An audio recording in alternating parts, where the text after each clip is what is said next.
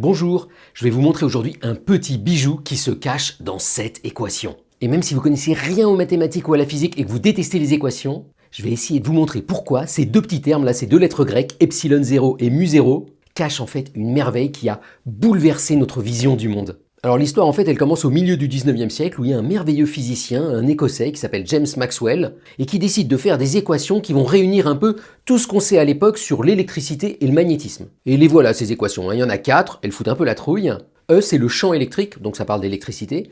Et puis la lettre B là, c'est le champ magnétique, donc ça parle de magnétisme. Mais là où la magie opère vraiment, c'est quand vous essayez de résoudre ces équations, quand vous essayez de trouver le E ou le B qui marche. Toute l'astuce, c'est d'utiliser cette équation-là. Pour avoir B en fonction de E, vous le rebalancez dans l'autre équation, et donc quand on fait toute cette tambouille mathématique, on trouve finalement cette équation que je vous ai montrée au début. Bon alors vous allez me dire, ça a l'air aussi compliqué qu'avant, même pire. Sauf que si vous étiez physicienne ou physicien, vous reconnaîtriez immédiatement une équation hyper connue en physique, l'équation des ondes. Cette équation en fait, c'est l'équation qui permet de décrire par exemple une vague qui avance dans la mer, ou encore le son qui se propage dans l'air. Donc là Maxwell se dit, ok, le champ E c'est une onde, bon pourquoi pas. Et c'est maintenant qu'arrive le moment magique. Le moment où il se dit, grâce à ça, je vais pouvoir calculer la vitesse de cette onde. Et donc finalement, on trouve que la vitesse, elle vaut ça. Donc Maxwell, il calcule, il remplace les constantes par leur valeur, c'est ce que j'ai fait là, et vous trouvez ça. 300 millions de mètres par seconde. Et là, Maxwell est sidéré. Et j'espère que vous êtes sidéré vous aussi, parce que cette valeur, c'est pas n'importe quelle valeur, c'est la vitesse de la lumière. Et là, Maxwell se dit, évidemment, c'est pas un hasard, c'est pas une coïncidence. En fait, une onde électrique, c'est de la lumière. Et à l'envers,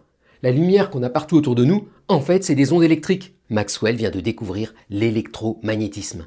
Cette idée que n'importe quelle lumière, le rouge, le jaune, le bleu, mais aussi les lumières invisibles, l'infrarouge, l'ultraviolet, tout ça c'est des ondes électriques exactement comme les micro-ondes avec vos téléphones portables ou comme les ondes radio. Et si vous aviez des yeux spéciaux, en regardant en ce moment la lumière autour de vous, vous verriez ça, des ondes électriques et magnétiques qui avancent dans tous les sens. Donc voilà, j'espère vous avoir montré aujourd'hui pourquoi est-ce que nous, parfois, on trouve qu'il y a une certaine beauté dans les équations, pas seulement une beauté mathématique, mais une beauté dans ce qu'elles disent du monde qui nous entoure.